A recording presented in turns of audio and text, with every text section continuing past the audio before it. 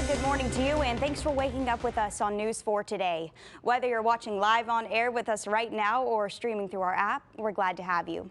Well, we have finally made it to the weekend, and those temperatures are heating up. I'm sweating just thinking about it. But Melanie, we do have some relief later on. For DESTIN. That's the message from the widow of a Brentwood police officer. It has now been 1 year since Officer DESTIN LEGIEZA was killed in the line of duty. In honor of his memory and service to our community, a part of Franklin Road has been dedicated to him. It starts at the intersection of West Concord Road and ends at Murray Lane. News 4's Cameron Taylor found out what this means to his family and to his fellow officers. And of course, the LEGIEZA family will be in our thoughts and prayers. As for the case, Ashley Croce is facing charges including vehicular homicide. Police say she was behind the wheel of the car that hit and killed Officer LEGIEZA. Right now, a prayer garden continues to grow with balloons and flowers in East Tennessee. That's as crews continue to search for 5-year-old Summer Wells. Hundreds of authorities are searching for her. She's now the subject of a statewide Amber Alert. Officials say everything is still on the table and they've barely found any evidence so far. So right now, teams are searching by land, air, and even by water. Divers are looking in ponds and creeks while crews search through the rough terrain with a lot of trees around Summer's house. Her family's extremely concerned. Her dad says it's really not like her to wander away from home. A potentially life-saving resolution passed in Rutherford County. Janisa Perkins and Chuck Isbell pushed to reduce speed limits to 25 miles per hour on all neighborhood roads in Rutherford County on Halloween night. Their 13-year-old son was killed last year on Halloween. He was hit by a car that was speeding while he was riding his skateboard. Perkins says the resolution could be the difference between life and death. Just sitting back and relaxing. Well, NASCAR has officially returned right here in the Mid-State. Yesterday, we saw the green flag wave over the Camping World Truck Series at Nashville Superspeedway. Fans say they're pumped to be here, and a lot of them are even camping out for the entire weekend. You see all those RVs? And you know, a lot of fans in Nashville have waited for this for a very long time. It's been 10 years since a NASCAR race was at the track, and a Cup Series has actually never been there before. And of course, there's a huge excitement level at the track. I mean, you could feel it. And if you want to buy any concessions, I know I would, those are actually card only. No cash will be accepted. So we've got cash only for parking, card only for concessions. Got that? As for heading inside, you can bring one clutch bag or fanny pack about the size of your hand. Bristol Motor Speedway would run everything, and they would fund $50 million of renovation. It sounds great, right? Maybe not so much if that's happening in your backyard. They have to get those neighbors on board because they're concerned about the noise before they move ahead with that plan. So Melanie, if anyone has those outdoor plans today, they want to head off to the races, what do they need to be ready for? Oh, be ready. President Biden has now made Juneteenth America's 11th federal holiday. The end of slavery will now be commemorated every year on June 19th. Now, this is big news. Juneteenth is the first federal holiday since MLK Day in 1983. And here in Nashville, people have been celebrating the holiday for years. Advocates say making it a federal holiday is a step in the right direction, but there's still a lot of work to be done. This week, the brand new National Museum of African American Music took a moment to honor some legends.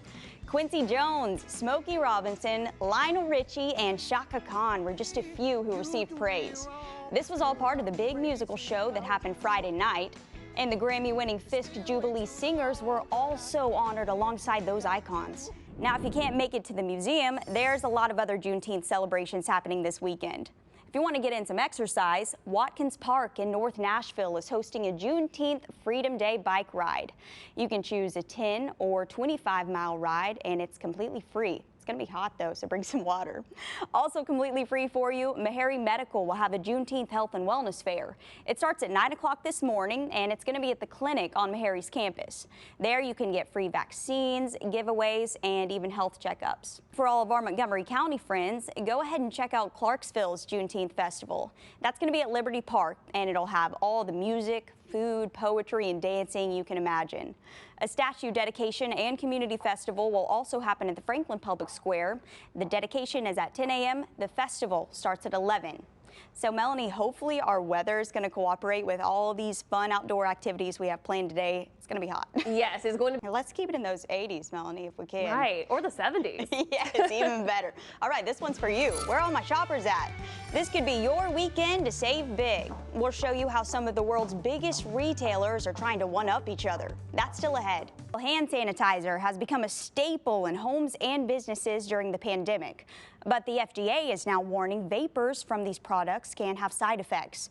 We're talking headaches, nausea, and dizziness. The FDA says these reactions are likely due to the sanitizer's vapors. Now, while most people experienced minor side effects, the FDA says some required medical treatment. For all my shoppers out there, this weekend might be a good time for you to find a deal. Amazon and major retail stores are trying to one-up each other on sales events right now. Liz McLaughlin has more.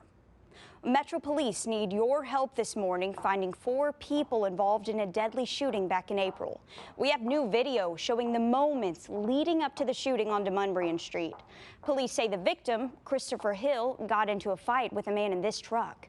Right now, police are trying to figure out who robbed a Dollar General earlier this month. It happened on June 6th at the Dollar General on Dickerson Pike in Madison. Now, if you recognize this man, please go ahead and call Crime Stoppers. You can remain anonymous and possibly walk away with a cash reward.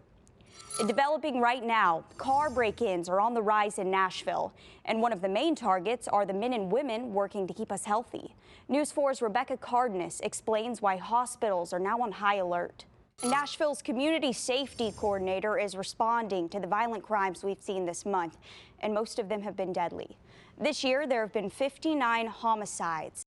The hope here is that this money would help curb the violence by stopping it before it ever happens. Now, when your kids head back to school in a couple months, some of their schools will be a little bit safer. We have some good news to bring you this morning.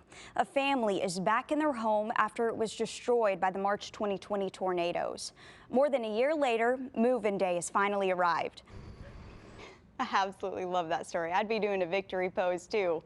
Melanie, how's that going to be looking for people that might have some moving plans today? Oh, we're going to be moved. Now on 4, a diamond believed to be the 3rd largest gem quality stone has been discovered in Botswana. And it's huge. Look at it. 3rd largest diamond in the world. Their minerals minister said this discovery couldn't have come at a better time. The COVID-19 pandemic hit diamond sales really hard in 2020. Now, the government of Botswana gets up to 80% of the diamond sales through dividends, royalties, and taxes.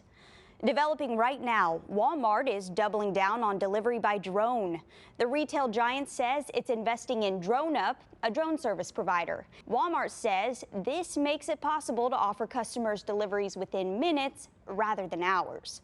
Walmart's first drone deliveries will be done in Arkansas. And you've probably heard that the Girl Scouts have about 15 million boxes of unsold cookies. That should be a crime. Well, there's a place pretty close to us that's storing some of those extras. Check out all the boxes inside. This is in Louisville, Kentucky. Now, because of the pandemic, the Girl Scouts shifted cookie sales towards online. The Postal Service is out with a brand new stamp. It's the 55-cent Sun Science Forever stamp. It's pretty cool. It comes in multiple designs. The USPS says all of these stamps highlight stunning images of the science behind the exploration of the sun. They show different views of the sun and solar activity. I want to get some of those. They're pretty. We have an update this morning on the repairs to the I-40 bridge in Memphis. Crews are working day and night to prep the bridge for their next stage, and that could actually happen this weekend. Of course, there's still a lot of prep work left, like bolting and welding the anchors that hold it down. Focusing now for you on the coronavirus. Experts are warning that the Delta variant of the virus could soon become the most dominant strain in the country. NBC's Tom Costello has the latest. Right now, we've been watching that heat wave really across the country. It's almost like we're experiencing some of that right now. Yeah, I know. Also, by the way, Monday is our first official day of summer. Oh, yeah, I forgot about that. And then we have Father's Day this weekend. Everyone make sure to tell your dad Happy Father's Day tomorrow.